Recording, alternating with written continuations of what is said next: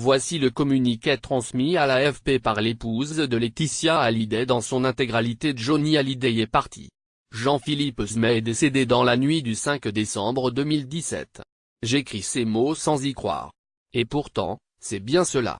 Mon homme n'est plus. Il nous quitte cette nuit comme il aura vécu tout au long de sa vie, avec courage et dignité. Jusqu'au dernier instant, il a tenu tête à cette maladie qui le rongeait depuis des mois, nous donnant à tous des leçons de vie extraordinaires. Le cœur battant si fort dans un corps de rocker qui aura vécu toute une vie sans concession pour la scène, pour son public, pour ceux qui l'adulent et ceux qui l'aiment. Mon homme n'est plus. Le papa de nos deux petites filles, Jade et Joaille, est parti. Le papa de Laura et David a fermé ses yeux. Ses yeux bleus qui illumineront encore et encore notre maison, et nos âmes. Aujourd'hui, par respect et par amour pour cet homme extraordinaire qui fut le mien pendant plus de 22 ans, pour perpétuer sa passion de la vie, des sensations fortes, des émotions sans demi-mesure, nous unissons tous nos prières, et nos cœurs. Nous pensons à lui si fort qu'il restera à jamais à nos côtés, aux côtés de ceux qui l'écoutent, le chantent et le chérissent depuis toujours. Johnny était un homme hors du commun. Il le restera grâce à vous. Surtout, ne l'oubliez pas. Il et restera avec nous pour toujours. Mon amour, je t'aime tant. Un hommage populaire est rendu à Johnny Hallyday ce samedi 9 décembre à Paris. Un cortège partira à 11 h du funérarium du Mont Valérien, dans les Hauts-de-Seine, où la dépouille de Johnny a été transportée ce jeudi. Il prendra d'abord la direction de Marne-la-Coquette, ville de résidence de la star et de sa famille, avant de rejoindre la Porte Dauphine, à Paris, 5e 11h30. Là-bas, 700 biqueurs rassemblés sur la Porte Maillot toute proche se joindront au cortège funéraire. Le défilé prendra l'avenue Foch pour atteindre la place de l'Étoile 5e midi selon l'organisation prévue. Une descente des Champs-Élysées est programmée dès lors, permettant à la foule d'accompagner Johnny dans l'un de ses derniers parcours, avec la consigne de laisser les fans s'approcher le plus possible du convoi.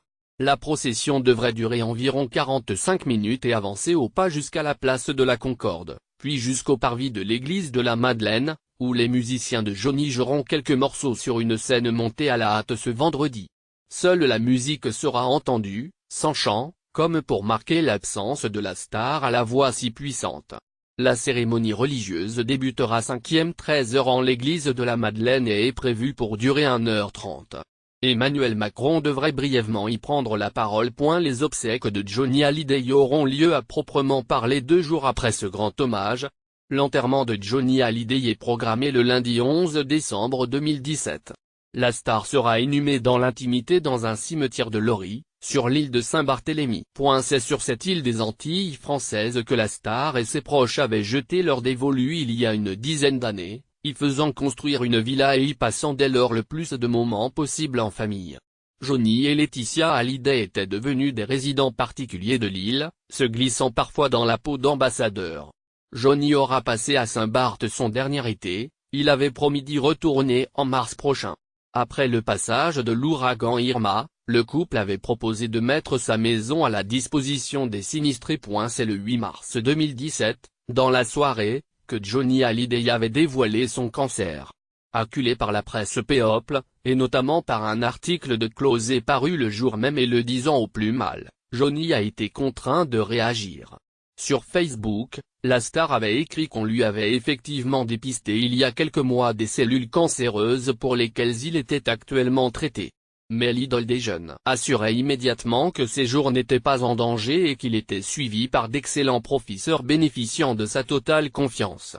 Évoquant un combat mené aux côtés de sa femme et de ses proches, Johnny concluait par ces mots: j'irai jusqu'au bout pour tous ceux qui m'aiment. À bientôt sur scène.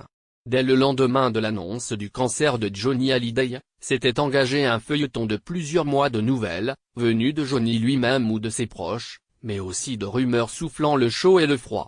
Sur les réseaux sociaux, la mort de Johnny sera annoncée à 2 reprises.